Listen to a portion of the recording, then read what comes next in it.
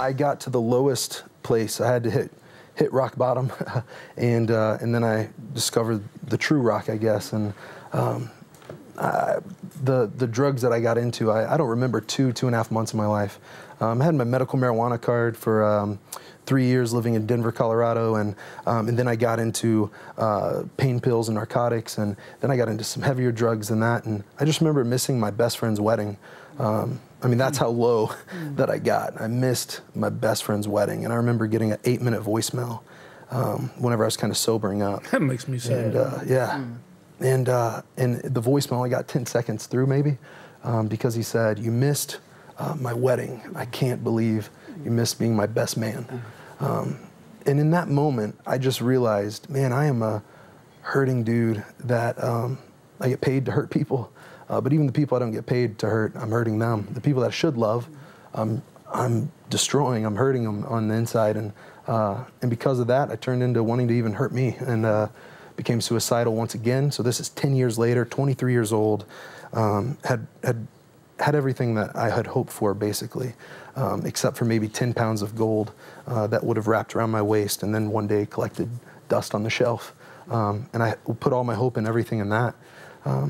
And then I had a guy who was actually in the audience, and named Jeff Duncan, that went to war for me, and told me that my life was worth living. Told me that this life is a battleground, not a playground. And if you treat it like a playground, you'll lose the battle. And he just told me that he had a game plan for victory, and that he loved me. And I thought Christians, to be honest, I thought Christians just judged people. And when I heard in that world that I was in, when I heard John 3:16, "For God so loved," I replaced it with "For God so judged." So I wanted nothing to do with Christians. When I graduated high school, my favorite quote was from Gandhi, and it said, "I like your Christ, but I don't like your Christians. Your Christians are so unlike your Christ." And I never experienced the real deal. And I remember Jeff kind of making it clear for me. He actually sent me an email, and in the email, it said game plan for victory, or something like the best thing you'll ever do in your life. And it was a trip paid for to a men's retreat called Quest. And then Jeff stepped up to the plate, and he's just started going to war for me.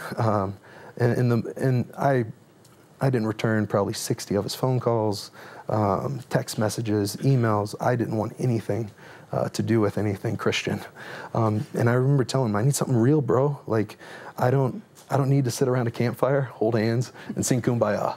Like, that's not going to do anything for me. And if that's what it is, I want no part of it." And he said, "Bro, I'm telling you, like, when you get a hold of the real deal, you'll actually learn what it's like to be a man." And he spoke softly, and he loved me through it. And I ended up coming on that. He actually even ended up paying for, and this is a youth pastor who has kids, who has a wife, paying for a training partner of mine also, who also needed to find Christ too, to come on that trip, that men's retreat.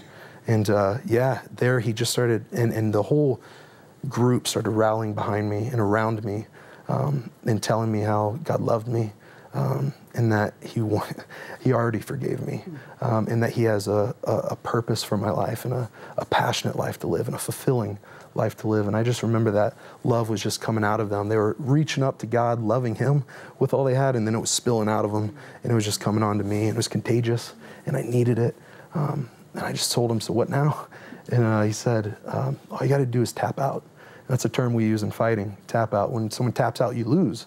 So for me, it didn't register. Like, if you tap out, you give up. You give up, you lose. And he told me in that moment that I would be given the greatest victory I've ever won in my life. And it's true. 3 years and exactly 9 days ago, I gave my life to Christ, and it changed everything. Yeah.